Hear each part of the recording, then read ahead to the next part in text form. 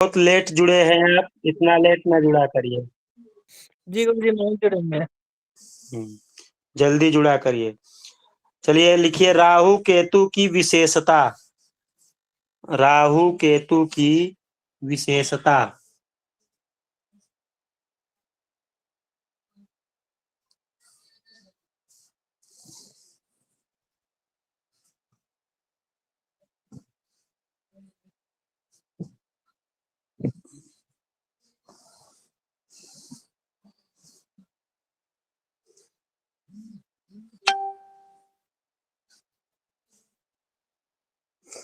राहु के नंबर 1 लिखिए, राहु केतु की परस्पर दशा अंतरदशा में बाधाएं स्वयमेव आती हैं।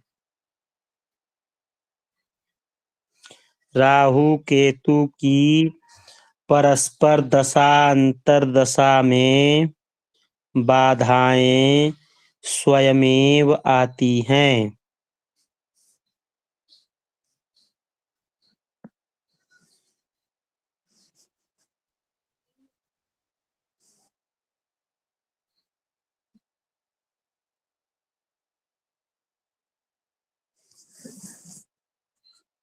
नंबर 2 लिखिए, त्रिकोणस्थ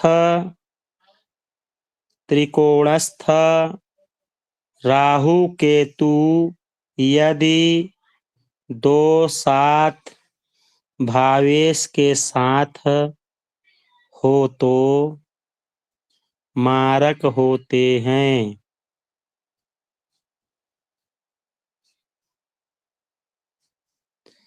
त्रिकोणस्थ राहु केतु यदि 2 मतलब वृष, 7 मतलब तुला भावेश के साथ हो तो दूसरे भाव के स्वामी और सप्तम भाव के स्वामी के साथ हो तो, जैसे दूसरे भाव में कोई ग्रह दूसरे भाव का स्वामी या 7वें भाव का स्वामी त्रिकोण में राहु केतु के साथ बैठा हुआ है तो राहु केतु मार्केश हो जाते हैं।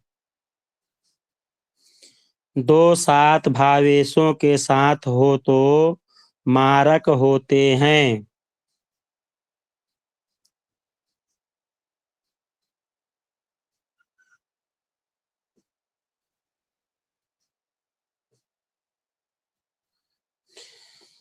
तीसरा लिखिए,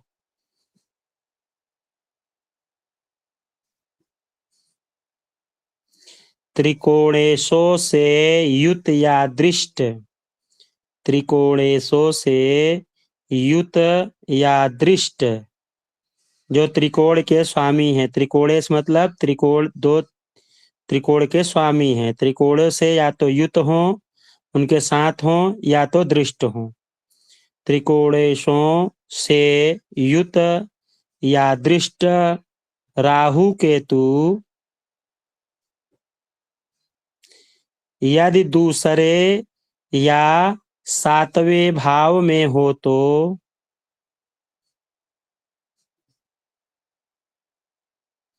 दूसरे या 7वें भाव में हो तो आयु व धनवर्धक होते हैं। आयु व धनवर्धक होते हैं।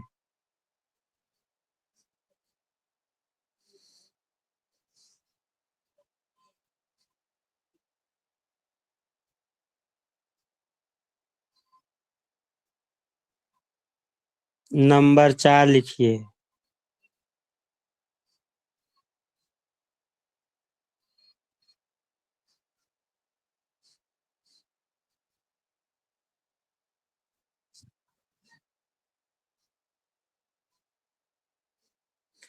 द्विस्वभाव राशिगत राहु केतु यदि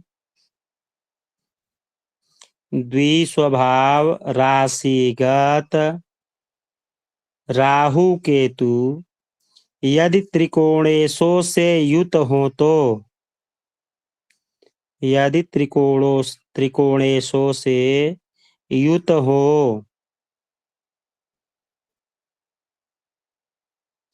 या राहु केतु की अधिष्ठित राहु केतु की अधिष्ठित राशियों के स्वामी राशियों के स्वामी त्रिकोणेशों से युत हो तो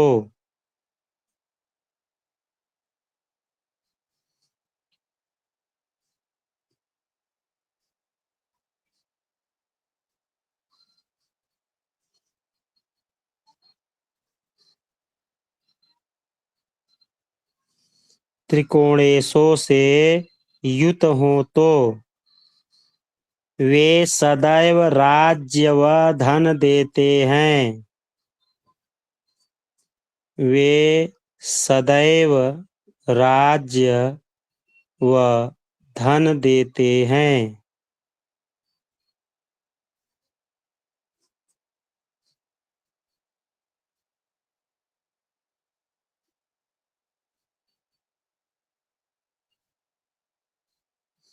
नंबर 5 लिखिए।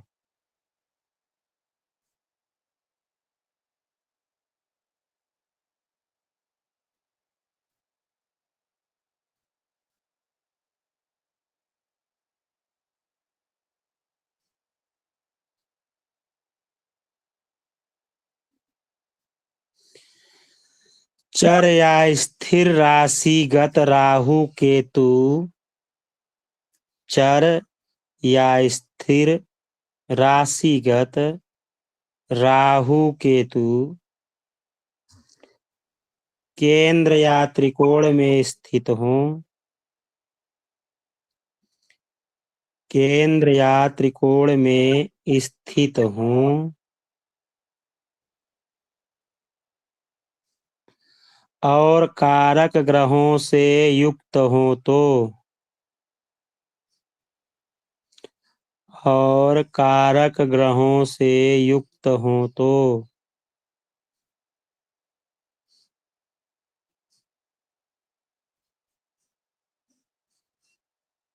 कारक ग्रहों से युक्त हो तो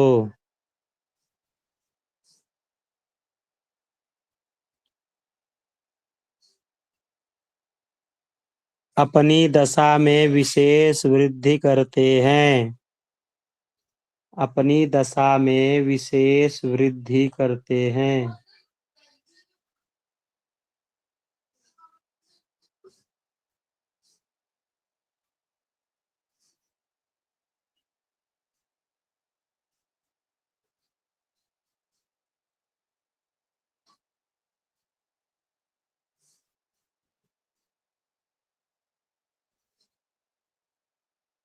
नंबर 6 लिखिए।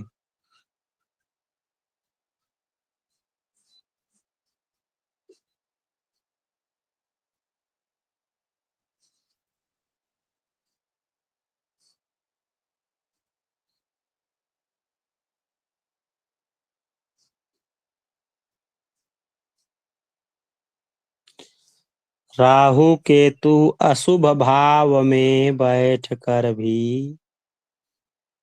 राहु केतु अशुभ भाव में भी अशुभ भाव में बैठकर भी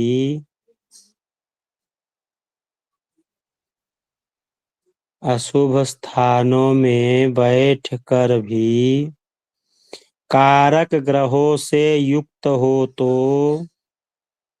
शुभ फल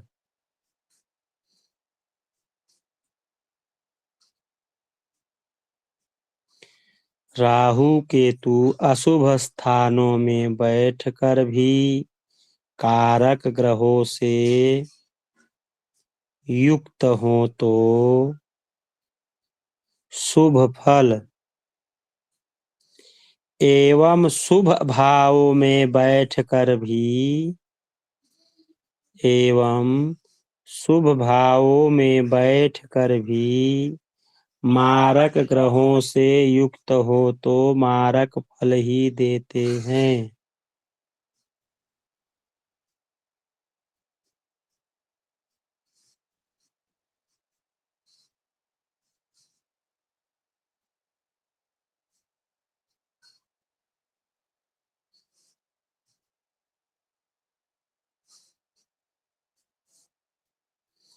राहु केतु अशुभ स्थानों में बैठकर भी कारक ग्रहों से युक्त हो तो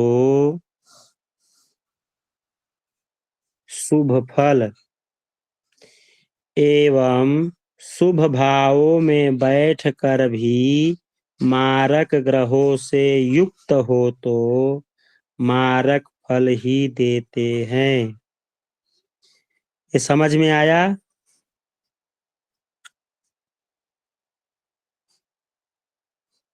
समझ में आया जी।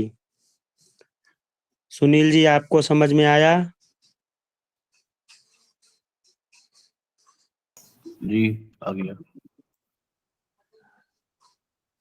विजया जी, आपको आया समझ?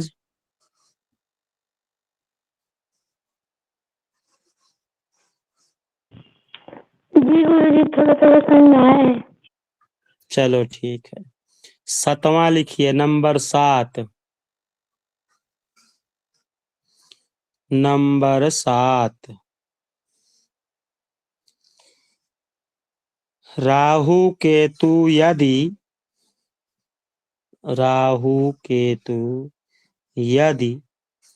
1 2 3 4 8 9 12 राशियों में 1 2 3 4 8 9 12 राशियों में राहु केतु यदि 1 2 3 4 8 9 12 राशियों में कहीं भी स्थित हो तो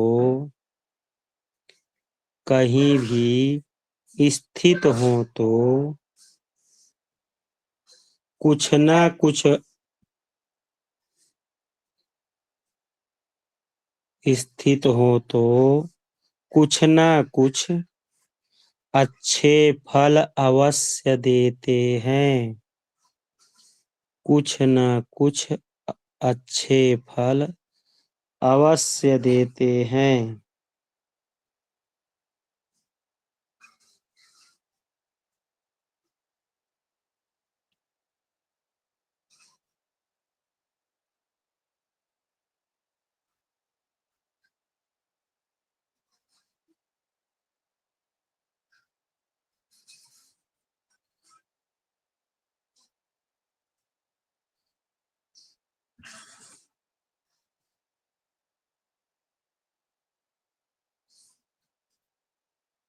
हो जाए तो हैंड राइज कर दीजिएगा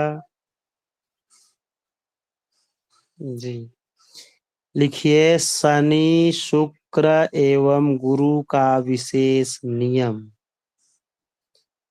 शनि शुक्र एवं गुरु का विशेष नियम।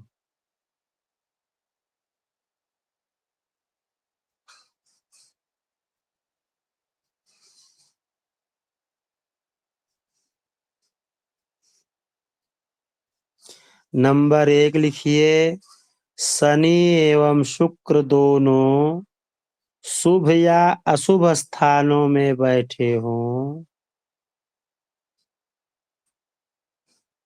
शनि एवं शुक्र दोनों शुभ या अशुभ स्थानों में बैठे हों।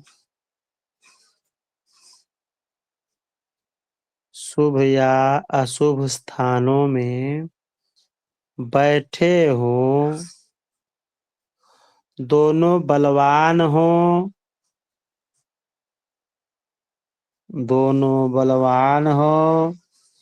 या दोनों अशुभ हो तो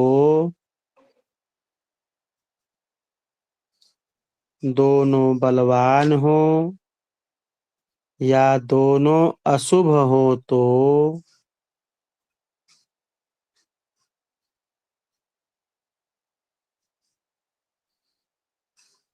दोनों बलवान या दोनों अशुभ हो तो प्रायः अपनी अंतरदशा में स्थान भंग प्रतिष्ठा में हानि देते हैं। प्रतिष्ठा में हानि देते हैं मतलब डिमोशन का कार्य करवाते हैं। इज्जत में कमी करते हैं, मान प्रतिष्ठा को भंग करते हैं।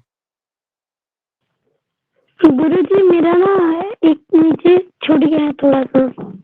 कौन सा? एक मिनट बताते हैं। गुरुजी यहाँ पे जो बैठे हैं दोनों बलवान हो या दोनों अशुभ हो तो प्रायः अपनी अंतरदशा में जी प्रायः अपनी अंतरदशा में स्थान भंग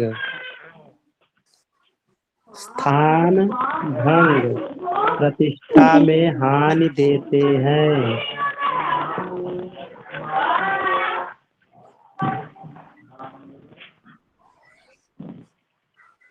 प्रतिष्ठा में हानि देते हैं।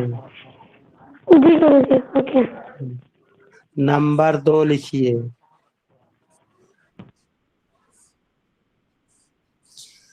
यदि दोनों में से एक शुभ स्थान में व दूसरा अशुभ स्थान में हो, यदि दोनों में से एक शुभ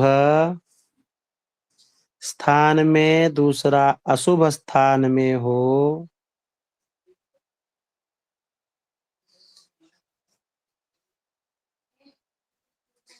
यदि दोनों में से एक शुभ स्थान में व दूसरा अशुभ स्थान में हो तो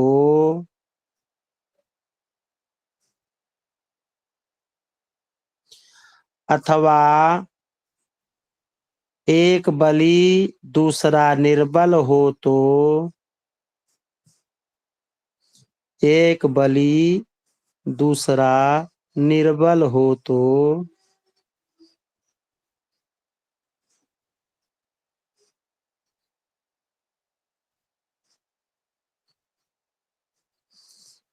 दूसरा निर्बल हो तो बहुत अच्छा फल लाभ व प्रतिष्ठा देते हैं।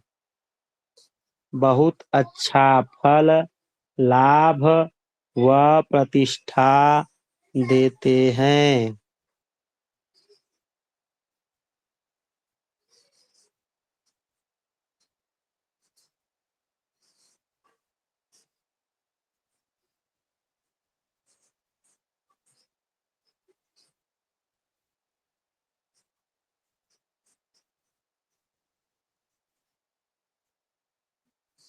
नंबर 3 लिखिए।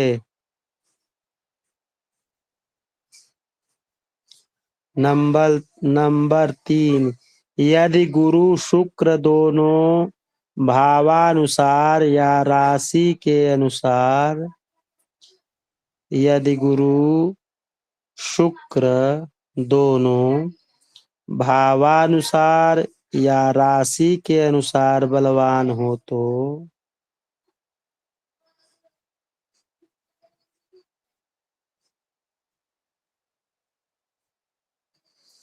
यदि गुरु शुक्र दोनों भावानुसार या राशि के अनुसार बलवान हो तो अच्छा फल व राजयोग देते हैं। तो अच्छा फल व राजयोग देते हैं।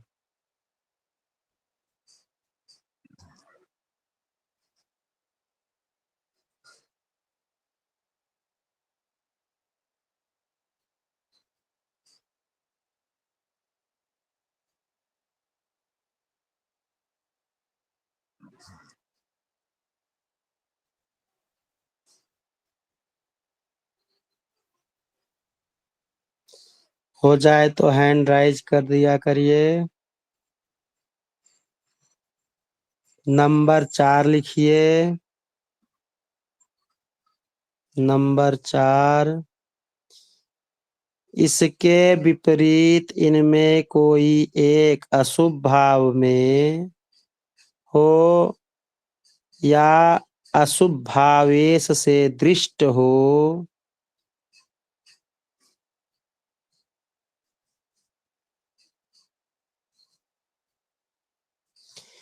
इसके विपरीत इनमें कोई एक अशुभ भाव में हो, अशुभ भाव में हो या अशुभ भावेश से दृष्ट हो, या अशुभ भावेश से दृष्ट हो,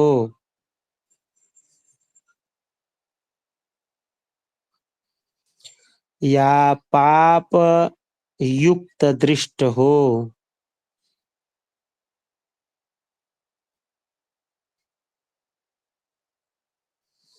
या पाप युक्त दृष्ट हो।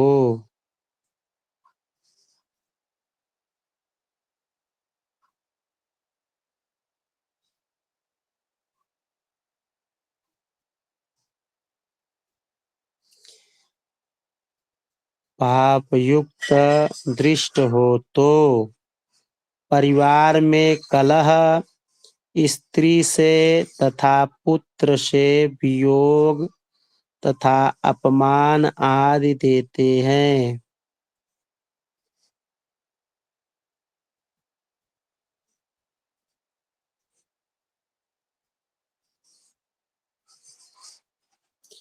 परिवार में कलह, स्त्री से तथा पुत्र से वियोग तथा अपमान आदि देते हैं।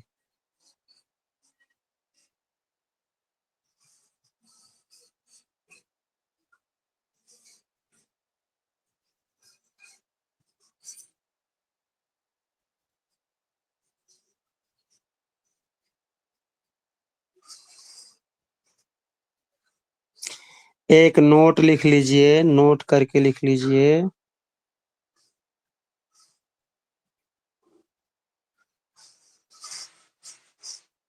नोट करके लिख लीजिए। जिस भाव के फल का विचार करना हो, जिस भाव के फल का विचार करना हो,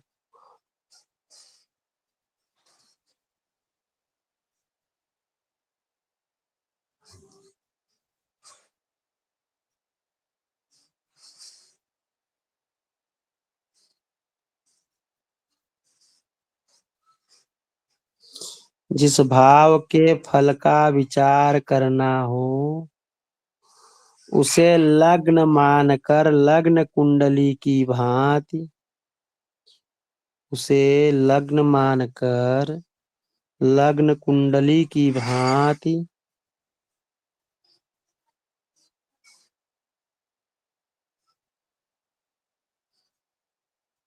लग्न कुंडली की भांति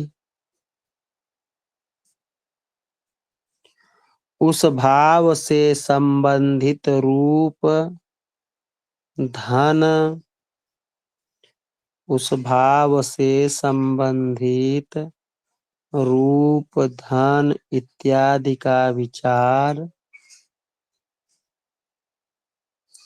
उस भाव से संबंधित रूप धन इत्यादि का विचार 12 भावों से करना चाहिए। 12 भावों से करना चाहिए।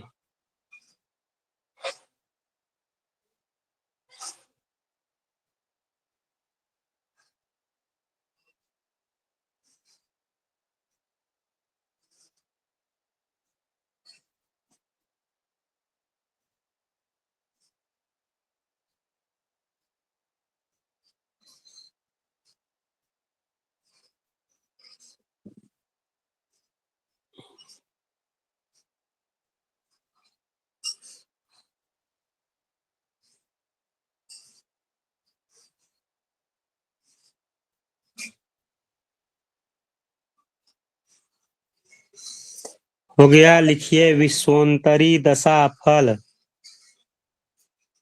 विश्वोत्तरी दशा फल।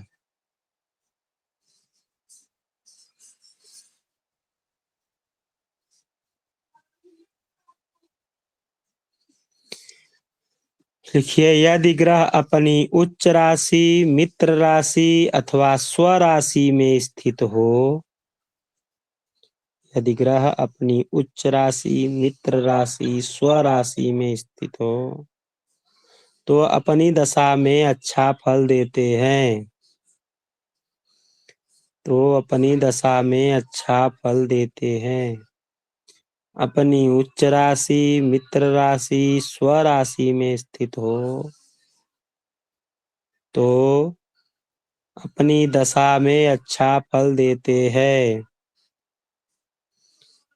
परंतु यदि नीच राशि तथा शत्रु राशि में स्थित हो तो उनकी दशा में जातक दुखी एवं पीड़ित होता है। परंतु यदि नीच राशि तथा शत्रु राशि में स्थित हो तो उनकी दशा में जातक दुखी एवं पीड़ित होता है।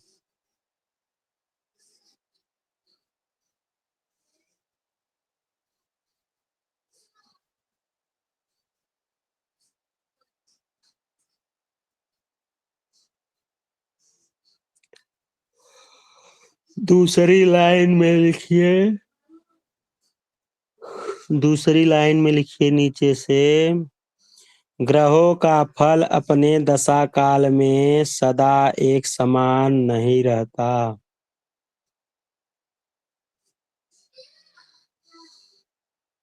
ग्रहों का फल अपने दशा काल में सदा एक समान नहीं रहता।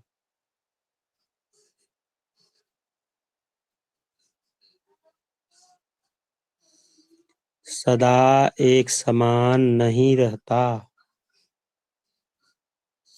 बृहत्पराशर के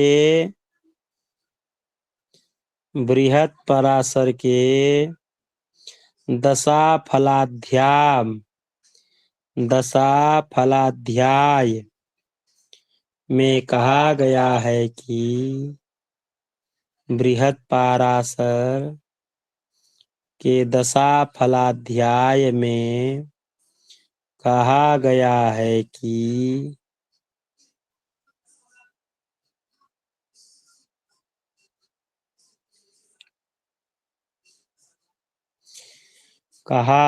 है कि यदि राशि के प्रथम दृश काल में हो तो, यदि राशि के प्रथम दृश काल में हो तो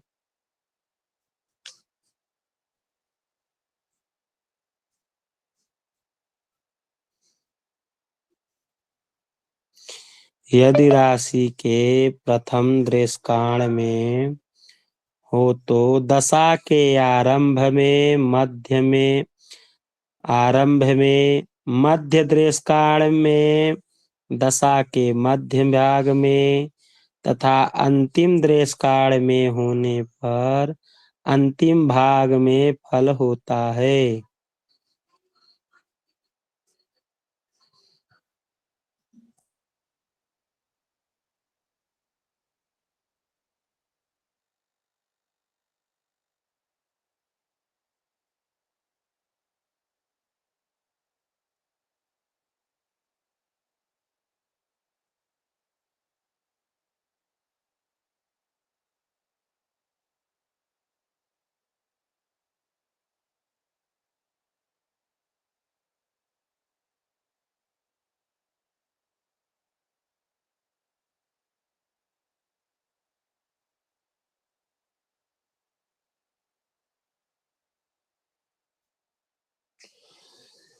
प्रथम दृश काल में हो तो आरंभ में, मध्य दृश काल में हो तो दशा के मध्य भाग में तथा अंतिम दृश काल में होने पर, अर्थात अंतिम दृश काल में होने पर दशा के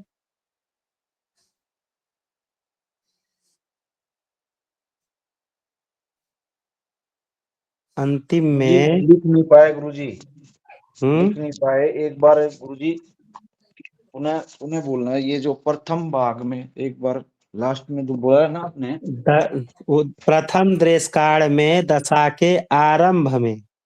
प्रथम देश कांड में दशा के आरंभ में। हाँ, द्वितीय देश काल में दशा के मध्य में। द्वितीय देश कांड में दशा के मध्य में। दशा के मध्य में। अंतिम देश काल में दशा के अंतिम भाग में फल होता है। अंतिम देश कांड में होने दशा पर अंतिम भाग में फल होता है। अंतिम भाग में लिख लिया गुरुजी।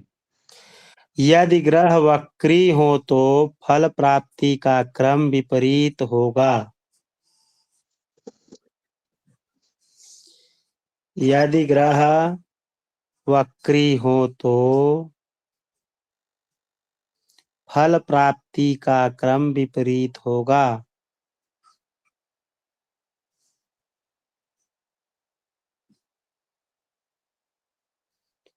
फल प्राप्ति का क्रम विपरीत होगा, अर्थात प्रथम देश काल में अंतिम का फल, प्रथम देश काल में अंतिम का फल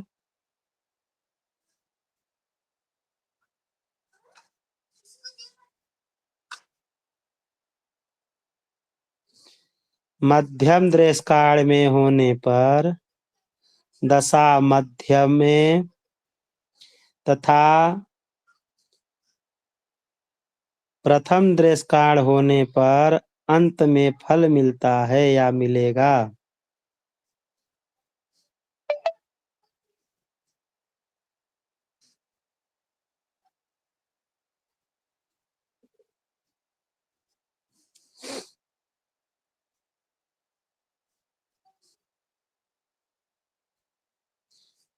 समझ में आया? प्रथम देश कांड में होने पर दशा के अंतिम का फल, अंतिम का फल, मध्यम में मध्यम का फल जी गुरुजी, और अंतिम में प्रथम का फल। प्रथम देश कांड में अंतिम का मिलेगा और और अंतिम मध्यम में में प्रथम मध्यम का का अंतिम में प्रथम का और अंतिम में प्रथम का। अंतिम देश कांड में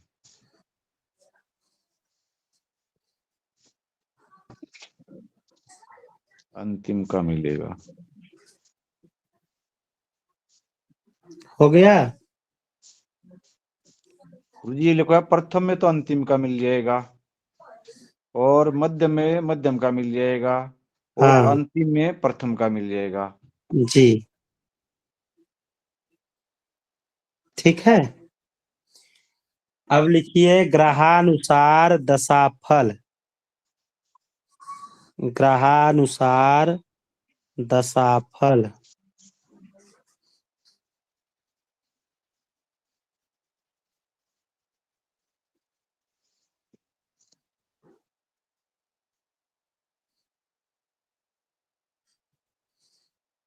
ग्रहानुसार दशा फल लिखिए सूर्य दशा फल। यहाँ पे रिकॉर्डिंग बंद कर दीजिए, इसको कल लिखाएंगे।